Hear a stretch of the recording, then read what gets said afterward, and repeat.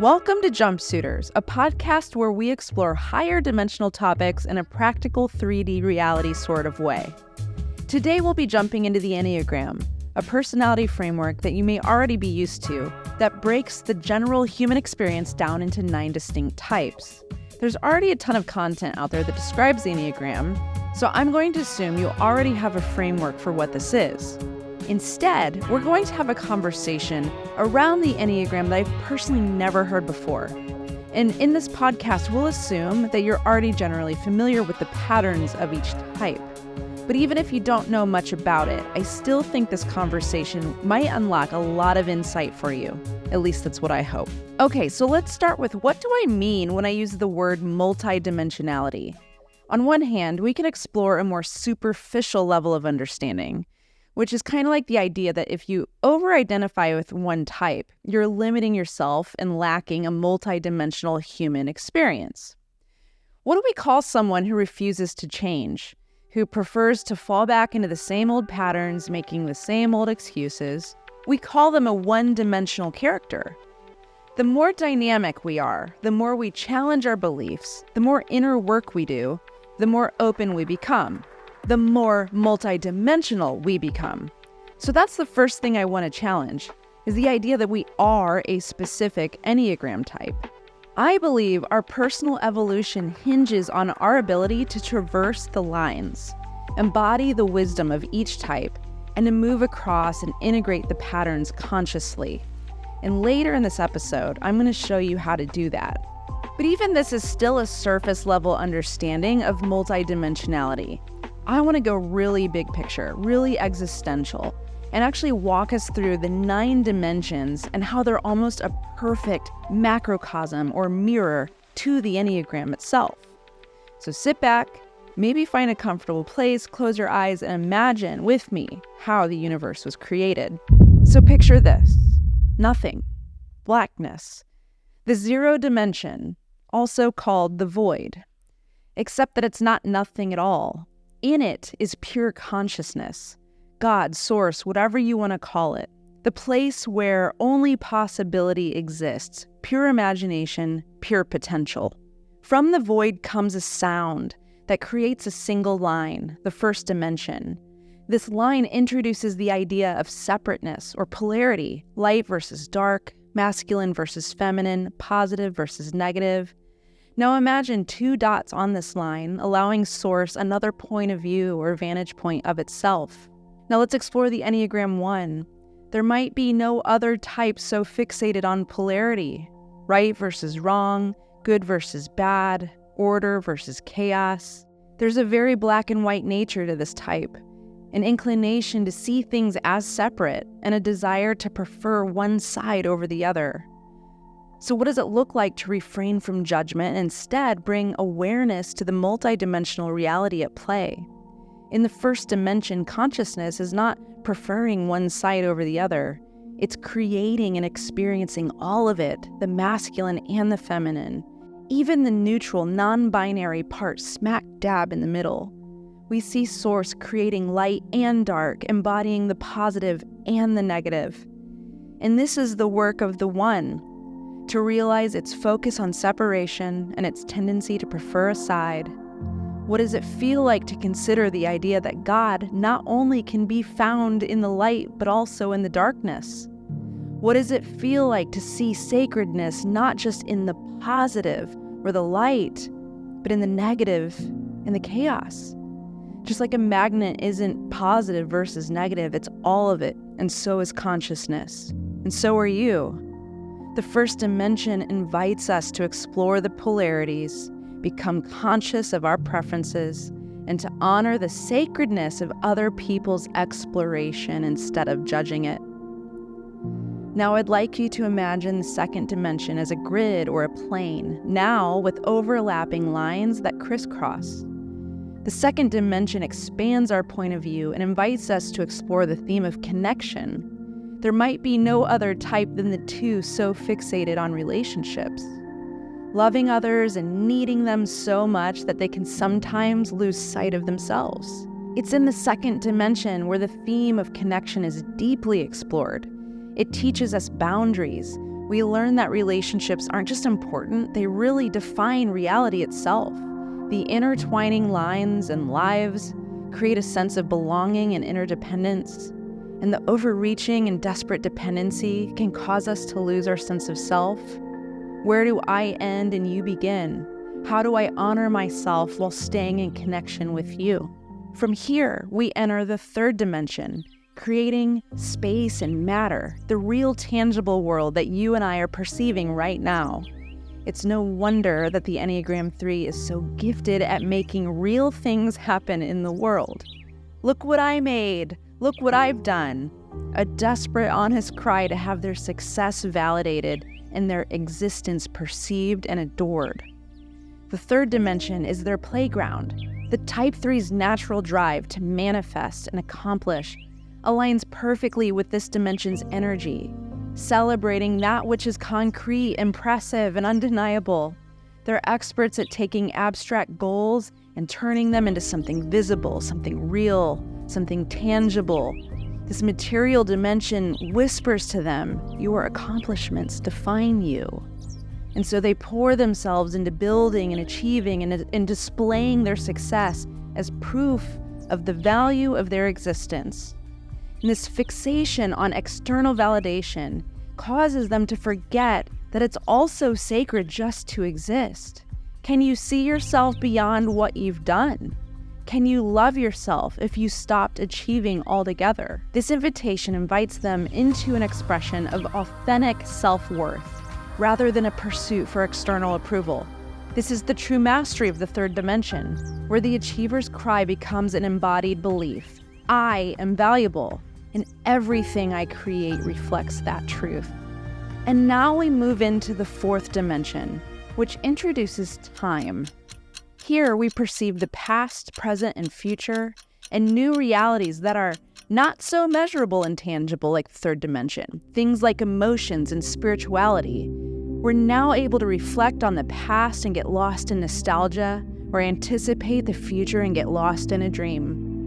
The Enneagram 4 rides emotions like waves. Their connection to intuition can make the things that are unseen, unspoken, unknowable more true than 3D reality itself. What is actually seen and heard and experienced becomes less true and less interesting than that which is intangible. This awareness reminds them of their separateness. They become fixated on their own uniqueness, feeling misunderstood, disconnected, envious of others who seem effortlessly grounded in the 3D world. In the fourth dimension, we're not just experiencing reality, we're reflecting on it, creating stories about it, making meaning of it. We're making art. We linger in the beauty of a memory, savoring it as it slips through our fingers, as we taste an imagined future just as vividly. The fourth dimension invites us to accept that life is more than what meets the eye. Our very existence is a canvas. Our authentic being is art in and of itself. So the fifth dimension introduces the idea of free will or of choice. If we can paint whatever we want, then we begin using our minds to explore all the possibilities or paths we could take. This is where consciousness creates parallel timelines, exploring where one path leads versus another. Here, there's a deep knowing that we can shape reality through our choices. In this space, decisions aren't just steps, they're doors to entire worlds. This dimension invites us to think, strategize, analyze, and consider every possible route before committing to one. We dive into research, wanting to understand it all before we make a decision.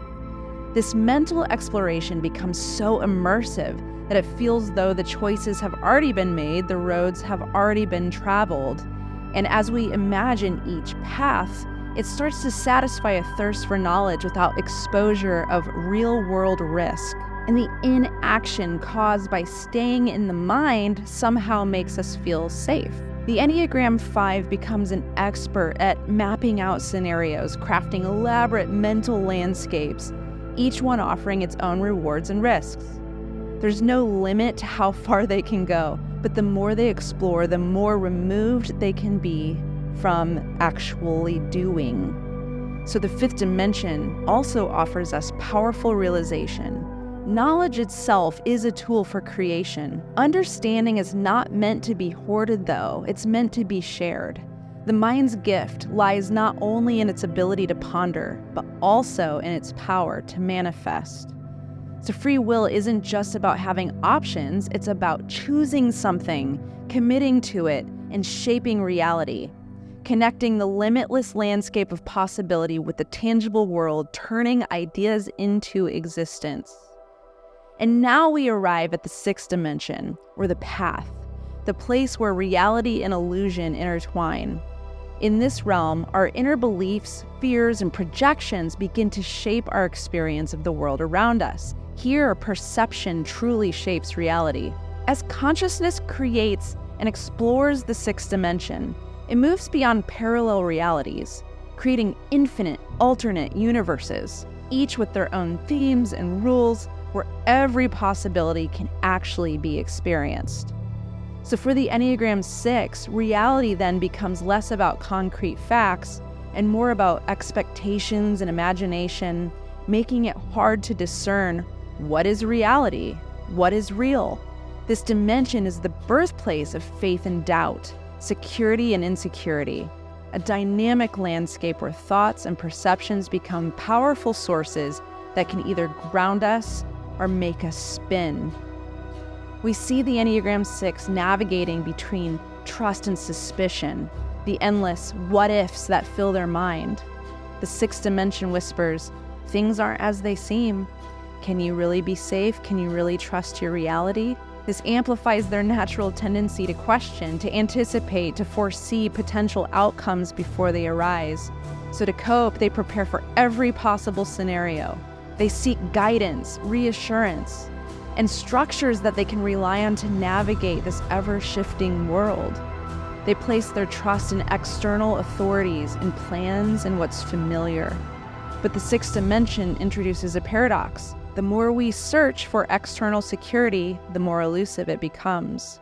Our doubts create illusions that obscure even the most dependable sources of support. Fears can become self-fulfilling as we project worries onto our environment, seeing threats in places that may not actually hold them. The invitation from the sixth dimension is to find security not in external factors, but in ourselves. Because true faith doesn't come from knowing every possible outcome or having a contingency plan for everything that could go wrong. Instead, it comes from trusting in our own resilience, inner strength, realizing that we can handle whatever arises, even if it falls outside of our carefully crafted plans. Here, we confront the illusions of our own making to recognize that our projections are what make our reality. Faith is no longer about certainty, but about courage.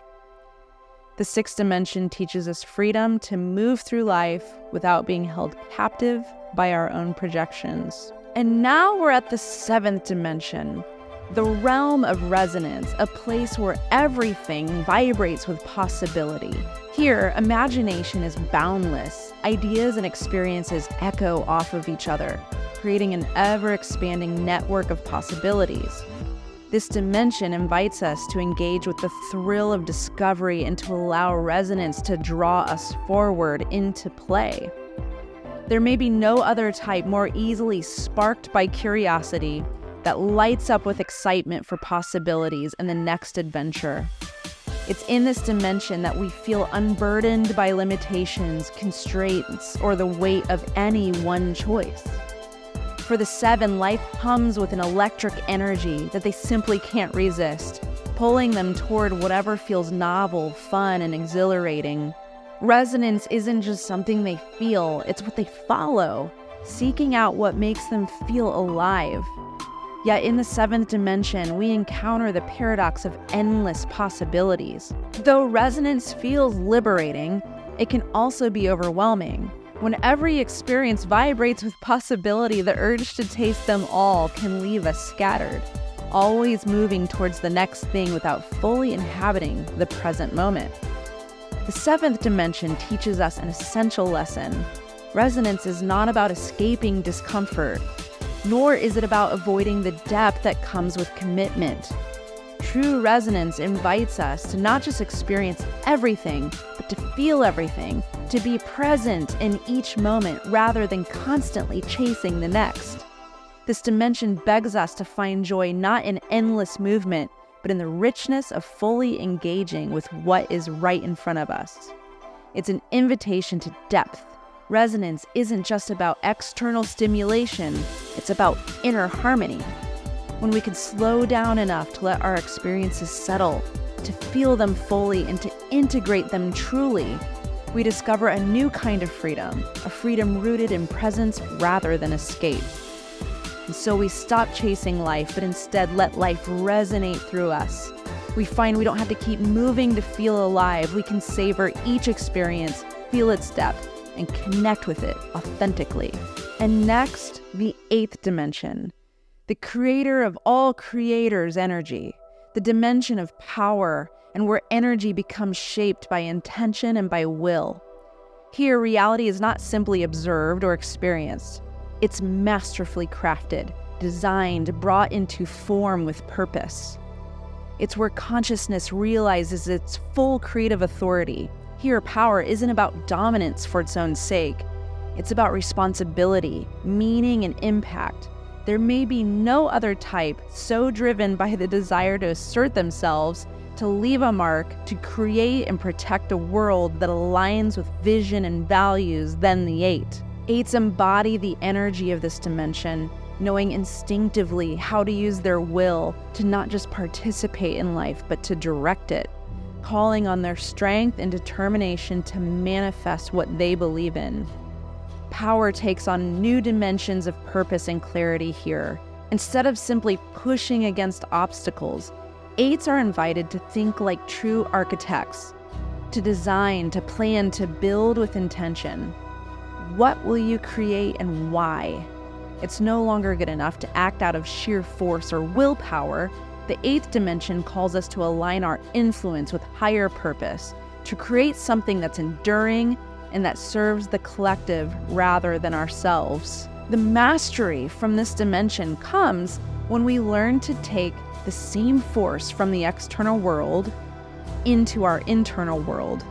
Our power becomes steady, grounded, and we become able to channel that energy in ways that empower rather than dominate. We create a foundation so strong that everyone feels safe and supported and sustained within it.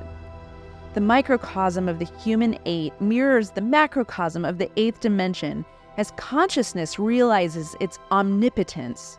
It does not hoard or abuse its power, but instead it creates the ultimate blueprint of how everything was designed, how everything was made, by it, for it, the ultimate power fully wielded and freely given.